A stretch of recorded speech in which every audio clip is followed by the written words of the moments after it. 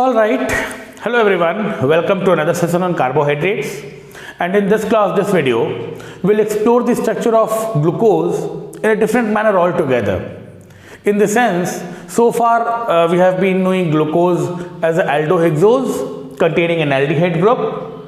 In the Fischer projection kept up, this OH second carbon to the right, third carbon to the left, fourth and 5 to the right, naturally CS2OH here, formula C6H12O6. And everything we have learnt in carbohydrates so far, has been confirming the presence of a CHO group and a structure of this kind. Now, we'll begin exactly where I left you in the last class, where there were so many reactions very prominently given by aldehydes, very common to aldehydes, but not given by glucose. So, yet again I have put up those reactions here. Reactions not given by glucose, there is no reaction with sodium bisulfite. After cyanohydrine, this is the most common reaction of aldehydes. It doesn't react with ammonia. Aldehydes react with ammonia and all ammonia derivatives. It doesn't react with Grignard. Grignard is a very reactive compound. Glucose doesn't react with Grignard. Then aldehydes give a popular test, Sif's test. This is how you differentiate aldehydes and ketones. Glucose gives no Sif's test. And then we spoke about a very unique phenomena called mutarotation. We are going to talk about this in this video. This phenomenon of mutarotation is very unique to the chemistry of carbohydrates, and certainly when there are so many reactions not given by glucose and some other phenomena which are yet to be explored, we'll understand or we'll get to know, we'll realize that our understanding of the structure of glucose is not complete, and certainly there is much more to learn beyond the linear form of glucose which we have been drawing in the Fischer projection so far. Now, naturally, we'll want to talk about a very popular reaction of aldehyde ketone, where 1 mole of a carbonyl reacts with an alcohol. This is nucleophilic addition. This is nucleophilic addition. And by virtue of this nucleophilic addition, the addition product containing an alkoxy and a hydroxy group. The best way is to recognize carbon having OR-OH. I do talk about it in the past. I do talk about it in aldehydes, ketones. Carbon having alkoxy, hydroxy, OR-OH, they are called hemiacetals, which is by nucleophilic addition between carbonyl and a mole of alcohol. And another mole of alcohol, same or different, this would be substitution, where hydroxide is substituted by alkoxide. The best way to recall or recognize this is alkoxy, OR on the same carbon, and you call it acetal. So, first step is nucleophilic addition, hemiacetal, OR-OH, and the next step is substitution. Alkoxy replaces OH, OR, and it's an acetal. All the reactions are reversible. And both acid and base catalyzed. A very noteworthy point was, although all the reactions are reversible and both acid and base catalyzed, acetal going back to hemiacetal, which is the reverse of this step, the reverse of the second step. This was only acid catalyzed. Which meant that in basic medium, acetal will not go back to hemiacetal, which also meant, very popularly I make you write this very popular statement, which means that acetal is stable in basic medium. Will need this information.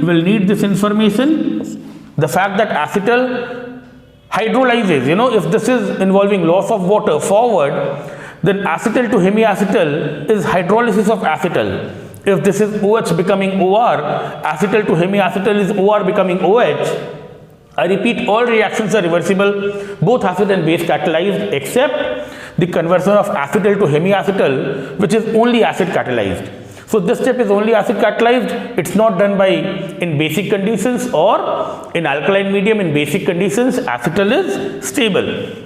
Now, because it's a very popular nucleophilic addition, aldehyde or carbonyl adding up with an alcohol, you will wonder, in glucose with this aldehyde group and so many OH groups, time to number them: 1, 2, 3, 4, 5, 6. Naturally, with so many OH, you can think about an intramolecular hemiacetal formation. naturally an intramolecular hemiacetal formation will give you a ring. I repeat, because we know about carbonyls reacting with a mole of alcohol forming hemiacetal, here with so many OH groups, I can consider this aldehyde reacting with any of the OH groups and a nucleophilic addition, intramolecular hemiacetal formation giving you a ring. And it's only about time we will realize that that ring form will be the principal form of glucose. We'll realize that maximum molecules, more than 99% molecules are going to exist in that ring form. So, you know, I wanted this much for a little bit of briefing. You will want to copy it at your convenience, and then we'll want to consider the ring form of glucose, and for your convenience, you know, I would be adopting a particular approach by which we can relate this linear form to the real ring form. So, allow me to remove all of it, and we'll want to start with this structure again. We'll want to start with this structure again, which is the linear form. And we'll explore if by an intramolecular hemiacetal formation we can get a ring form. Now, again beginning with the same Fisher projection for the linear form of glucose, OH carbon 2 to the right, only at carbon 3 it's differently oriented. At carbon 4 and carbon 5, the configuration is retained. So, only at 3 you find OH to the left. At carbon 4 and carbon 5, again OH are to the right. This is naturally CH2OH. And out of all the OH groups, maybe you will want this oxygen at carbon 5 or this OH at carbon 5 to interact with CHO, because in the process of this nucleophilic attack, we will get a 6-membered ring. We know 6-membered rings are more stable. So, out of all the OH groups, this OH at carbon 5, you know, will be preferred for this nucleophilic attack, so that you get a 6-membered ring. Now, suppose to again relate this linear form to this ring form, what I do is I kind of bend it in this manner. Suppose this is carbon 1, 2, 3, 4, 5, and here I have carbon 1, 2, 3, 4, 5, 6. Here I have the CHO group. Carbon 1, so naturally at carbon 2, if I keep this OH low, I have to keep this OH up. This carbon will be down. Remember, these two will be retained, 2 and 4. Only 3 will be in reverse. Only 3 is in reverse, 2 and 4. And then in even 5, you know, if it is below even 5, this will be below. Carbon 6 is CH2OH. So, we need to, you know, bend this structure a bit. We need to bend this structure with the objective of, you know, being able to relate to the ring. So, this and this is relatable. This and this is relatable. 2, 4 and 5. 2, 4 and 5 having the same configuration. Suppose OH kept down. At carbon 3, the reverse, which is OH kept up. Now, because I want to see a 6-membered ring being formed, you know, I'll want to do a little bit of twisting here, which is allowed. For your convenience, allow me to do a little bit of twisting so that this OH comes here, hydrogen comes down, and CH2OH goes up. Now, when I'm allowed to do that, it's going to give me a structure like this, where naturally at this carbon, which is carbon 1, carbon 2, carbon 3, carbon 4, and then at carbon 5 and carbon 5, you know, I would have brought this hydrogen down. I would have brought this carbon 6 up. This is carbon 6 up. This carbon 6 has gone up. And at carbon 5, I wanted to bring this OH in vicinity to this carbon so that, you know, I could show a 6-membered ring being formed. So, I hope you understand a little bit of twisting so that OH goes there, CH2OH goes up, H comes down, and now I am able to show how a 6-membered ring can be formed. And like I told you in the past, every time an sp2 carbon becomes an sp3 carbon, every time an sp2 carbon becomes an sp3 carbon, which is again going to be chiral here with 4 different groups, out of this nucleophilic addition, I'll expect two possibilities. One would be when this OH is below,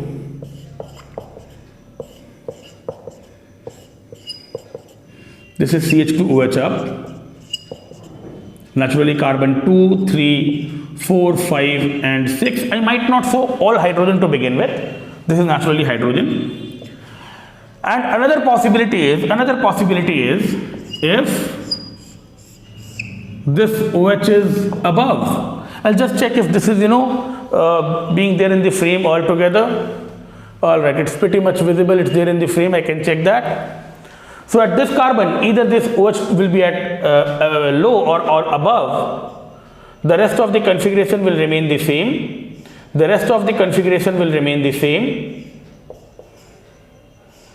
And this CH2OH at carbon 5, will be the benchmark. This CH2OH at carbon 5 will be the benchmark. First of all, with this sp2 becoming sp3 and this nucleophilic addition happening, I repeat, I can place OH down or OH up. So two possibilities are there. This CH2OH at carbon 5 will be the benchmark. The form where this CH2OH at carbon 5 and this OH at carbon 1, if this is above and this is below, so they are kind of anti to each other. This is above, this is below, they are anti to each other. You call it the alpha form. This is popularly called alpha glucopyranose.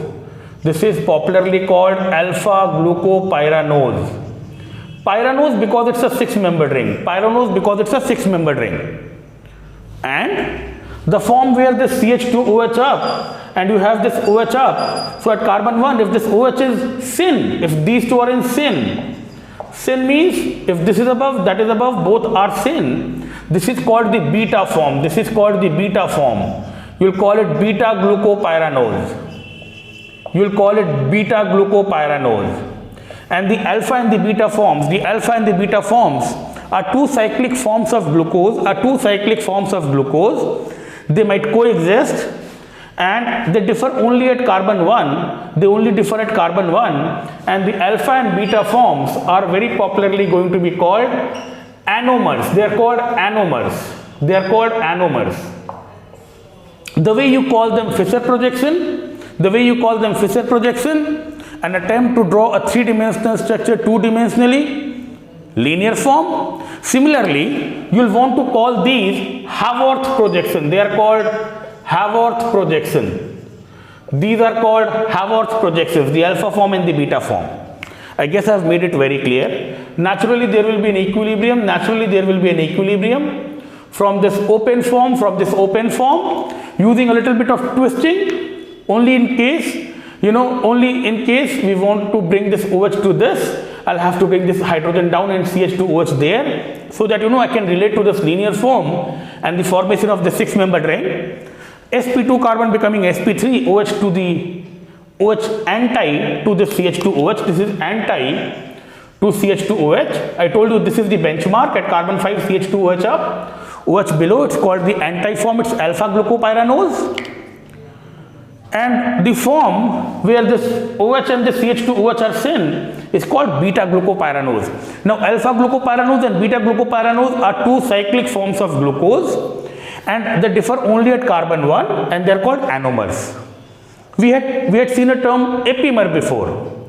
Now epimer were differing at one carbon in the Fischer projection. Epimers were differing at one carbon in the Fischer projection. Anomers differ at one carbon in the Haworth projection. Naturally, carbon 1 is popularly called the anomeric carbon. I repeat, epimers differ at one carbon in the Fischer projection and anomers differ at one carbon in the Haworth projection. But a bigger difference is When the configuration is different in facial projection, it's a different compound altogether. Remember, if I make this OH to the left, it will become mannose. So epimer, you know where the configuration will differ at one carbon, it will be a different compound. It will be a different compound. Glucose and mannose are two different compounds. Whereas anomers are two forms of the same compound. Either you can say epimers differ at one carbon in facial projection, anomers differ at one carbon in Haworth projection, or a better understanding would be epimers are two different compounds altogether. Anomers are two different forms of the same compound. So both are glucose, both are glucose. Both are glucose. These are two different cyclic forms of glucose, and we'll see later on that this is the form in which glucose will exist primarily. More than 99% of the molecules will take up this cyclic form. Now once this is understood, maybe we'll want to keep all of them in the frame. I'll only want to remove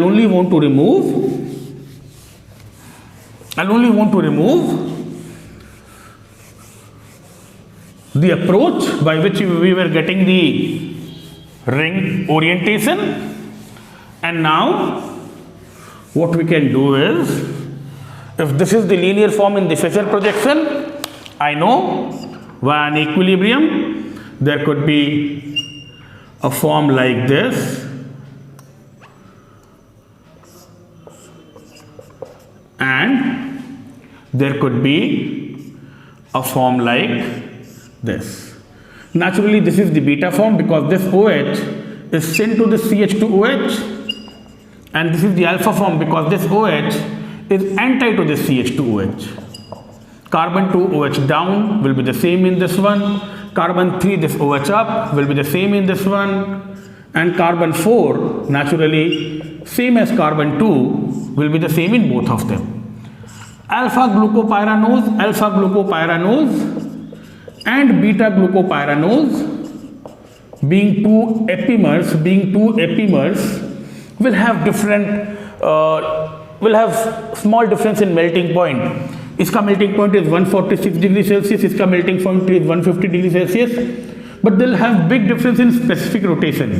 इसका specific rotation is plus 112 degree, इसका specific rotation is plus 18.7 degree.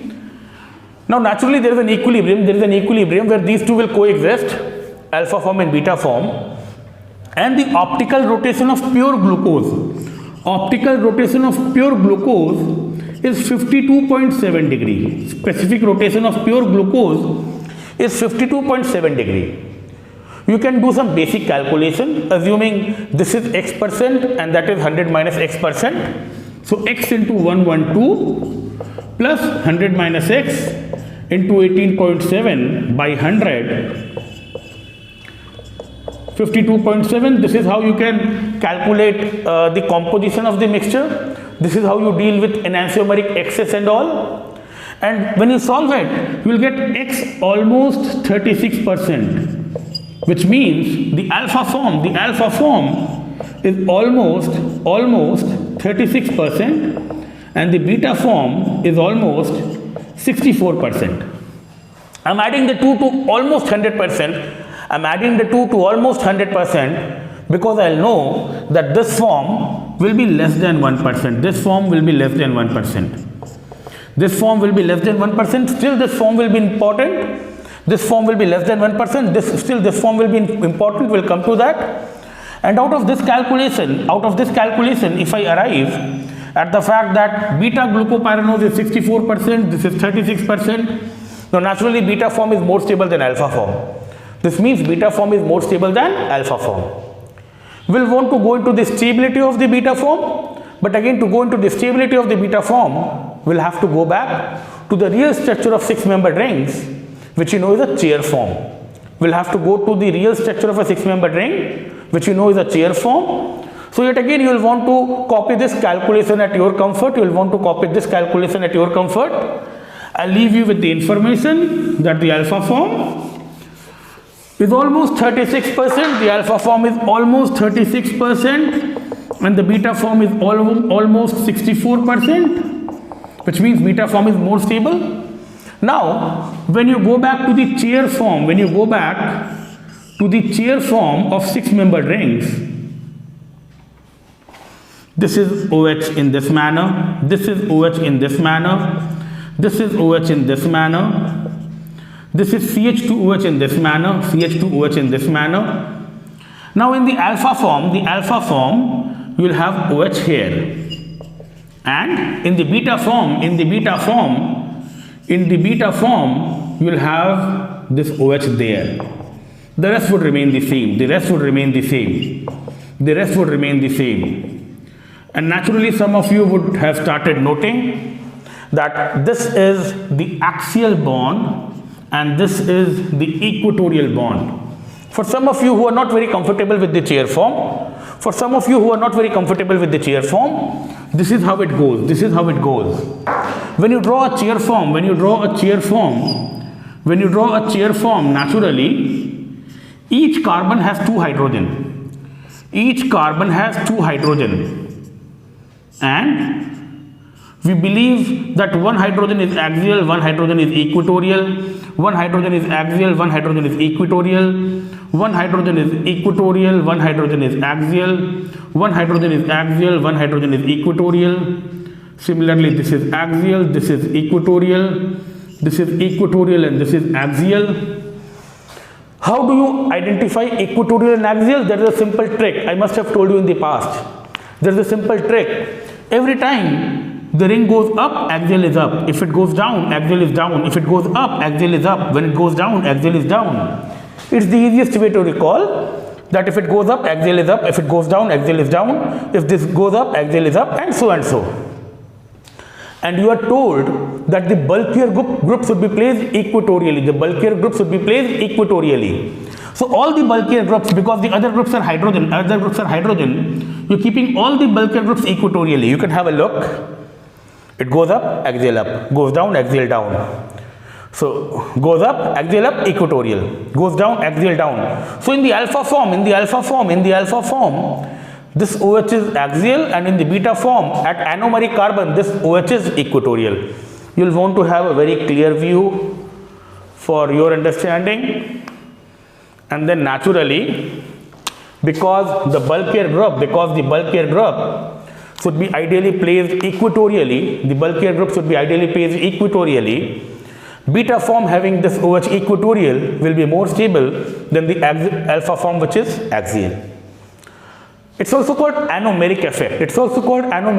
Wherein glucose, the beta form is more stable. It's not true for all the sugars. There might be some sugars where the alpha form is more stable than the beta form, but we are not talking about that right now. Certainly in glucose, the beta form is more stable than the alpha form because the beta form has this OH equatorially, which is the preferred site for a bulkier group.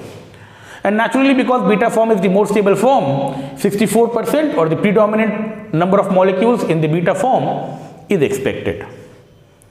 Now with the Haworth projection, chair form, equatorial, axial, their percentage and stability understood, let's understand mutarotation. Again, we'll want to remove this clutter and we'll want to talk about mutarotation. Although I'm going to tell you a very fundamental and a very layman's approach to mutarotation. What is basically mutarotation? Suppose you have pure alpha form. When it's pure alpha form, the optical rotation will be 112 degree. You get monosaccharides from disaccharide, trisaccharide, polysaccharide. So from a polysaccharide or disaccharide, you get pure alpha form where the optical activity is 112 degree. After some time, it will lead to 52.7 degree, which is 36% alpha and 64% beta. Suppose you start with pure beta form. You'll get pure beta form from sucrose. Sucrose will give you pure beta form. In sucrose, you will see that fructose will be alpha fructofuranoside and glucose will be beta glucofuranoside, pyranoside. So sucrose will give you pure beta form. From a source, if you get pure alpha form, from plus 112, it will gradually decrease to plus 52.7. And from beta form, which was pure plus 18.7, pure beta form, it will gradually increase to plus 52.7. And not only for pure alpha or pure beta. I would write any composition of alpha plus beta form. No matter what composition you begin with, any composition of alpha and beta form, it could be pure alpha, pure beta, or any composition, any form or any mixture of alpha and beta form at 298 Kelvin would eventually come to 52.7 degree, which is an equilibrium mixture of 36% alpha and 64% beta. And this phenomena is called mutarotation. That whether you begin with alpha form or beta form or any composition of the anomers, this is the equilibrium mixture.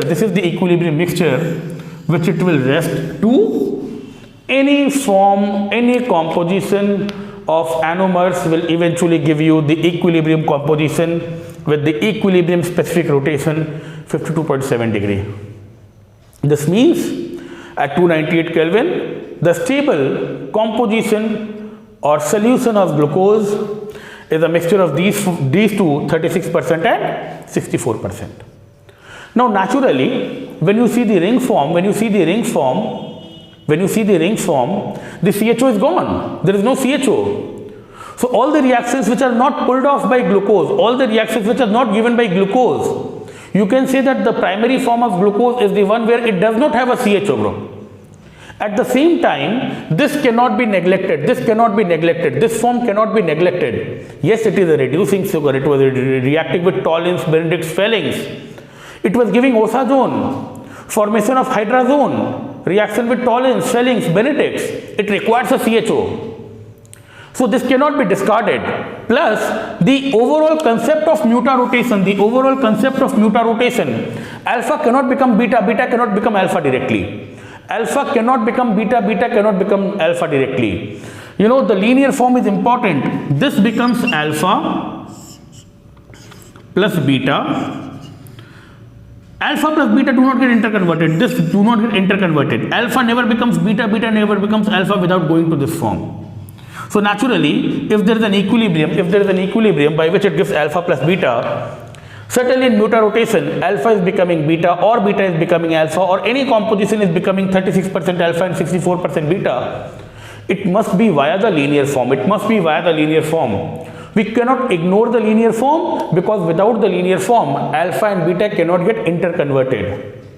What happens is this hemiacetal opens up and closes again. So alpha form can open up, become beta, beta form can open up, become alpha, and hemiacetal to this form is both acid and base catalyzed. So even in basic medium it can open up, and it can go back to this form. Alpha via this form can become beta, beta via this form can become alpha. Mutarotation is possible only because this can open up, only because this hemiacetal can be converted to the linear form, and hemiacetal can be converted to the linear form. It was the acetal form which was not opening up or which was not, going back under basic conditions. Hemiacetal, it was completely reversible. So it's opening up, going to the linear form, and then it's rearranging so that any composition is eventually arriving at this composition. And certainly because it's in equilibrium with the open form, toluenes, benedicts, phelings, reducing sugar, osazone will also prove this form.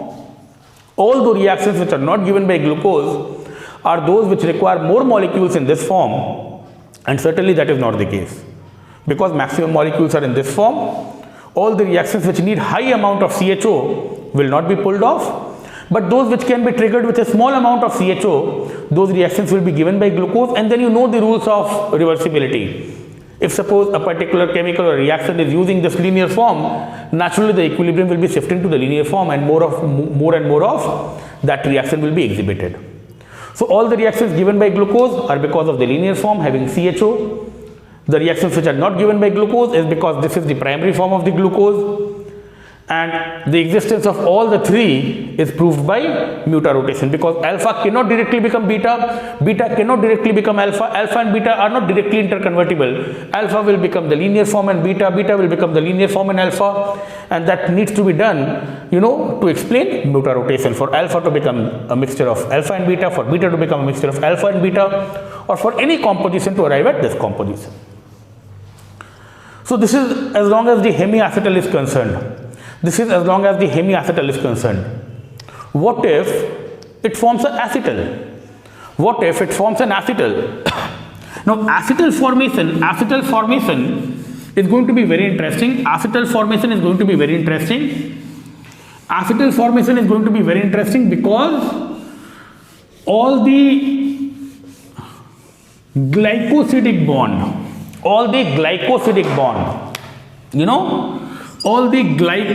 bond which will be binding monosaccharides, all the glycosidic bonds will be one or the other way of acetal formation only. You will call it glucoside for glucose, mannoside for mannose, galactoside for galactose. So what I'll do is, I'll try it with a small alcohol. Hemiacetal with another alcohol will give you an acetal. Hemiacetal with another alcohol will give you an acetal. So I'll try a small alcohol, the smallest one, which is methanol. What I do is, I draw this form of glucose. I draw this form of glucose.